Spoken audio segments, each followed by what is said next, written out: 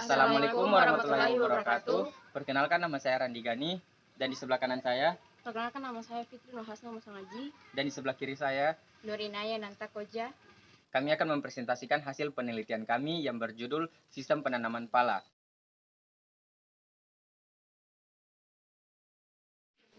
Pala merupakan buah yang berasal dari Kepulauan Banda, Maluku, lalu disebarluaskan ke beberapa negara seperti India, Grenada, Amerika Tengah, Malaysia, Sri Lanka, dan lain-lain.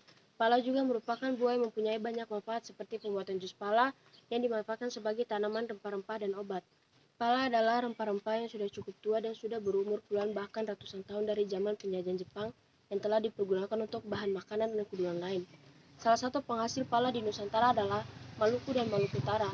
Tanaman tropis ini tumbuh dengan baik di wilayah tersebut. Untuk mendapatkan kualitas biji dan daging buah terbaik dari pala, proses yang dilalui pun tidak sebentar. Untuk sekitaran kota Ternate, untuk panen pertama memakan waktu sekitar 4-5 tahun.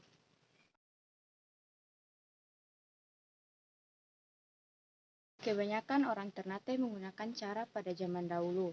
Saat menanam pala dilihat dari bulan.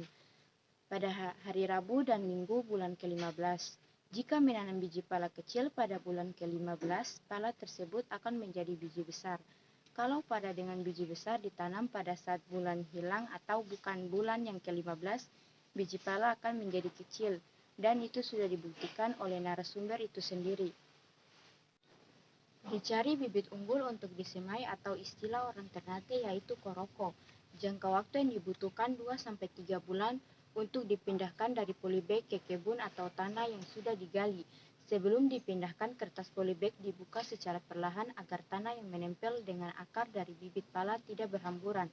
Bibit pala yang telah dipindahkan harus disiram terlebih dahulu. Jaraknya sekitar 8 meter jika tanam berdekatan, buah yang dihasilkan tidak banyak. Juga pohon yang tumbuh dan bercabang atau lurus ke atas seperti pohon kelapa. Dan ada juga yang ditimbun tanah terlebih dahulu atau bahasa Ternate disebut tai gergaji lalu dicampur dengan tanah. Kalau sekedar yang ditanam biasa itu akan lambat proses perkembangan pohon pala. Jika batang bibit yang akan tanam dipotong atau buka sedikit lebih cepat bertumbuh ke dalam tanah 15 cm, semakin besar pala yang digunakan semakin dalam tanah yang digali. Masyarakat sekitar Ternate menggunakan pala organik yang tidak perlu menggunakan pupuk. Kualitas biji pala. Biji pala pada umumnya memiliki beberapa kualitas. Di Maluku Utara, masyarakat menggunakan 3 jenis biji pala, yaitu 1. PL1 atau pala yang normal, 2. Kualitas pororo, pala keriput, 3. Kualitas BPOP, pala yang hancur. Jika buah pala yang dipanen pecah, berarti tandanya pala tersebut sudah tua. Namun buah pala yang masih muda pada saat dimakan rasanya pahit. Dan juga proses penanamannya tidak berpengaruh pada kualitas buah pala. Di kota Ternate, masyarakat sering mengatakan pohon pala laki-laki dan pohon pala perempuan. Untuk pala laki-laki, buahnya tumbuh berdekatan. Kalau pala perempuan, sebelum ditanam harus dipotong ujung akarnya atau disunat, agar tidak menjadi pala laki-laki. Pala bisa tumbuh di semua jenis tanah, namun kualitas buah pala yang akan berpengaruh pada jenis tanah. Karena kebanyakan tanah yang berada di kota Ternate dan sekitaran Maluku Utara sangat subur sehingga jenis pala yang dihasilkan bagus-bagus. Pala pertumbuhannya lebih cepat dibandingkan cengkih. 5 tahun mendatang pohon pala sudah mulai belajar berbuah, sedangkan cengkih bisa sampai 9-10 tahun. Di bagian Halmahera, pertumbuhan pala lebih cepat dari daerah bagian Ternate. Buah pala yang dipanen dari satu pohon yang besar itu bisa mencapai 2 karung yang berat masing-masing karung 20 kg.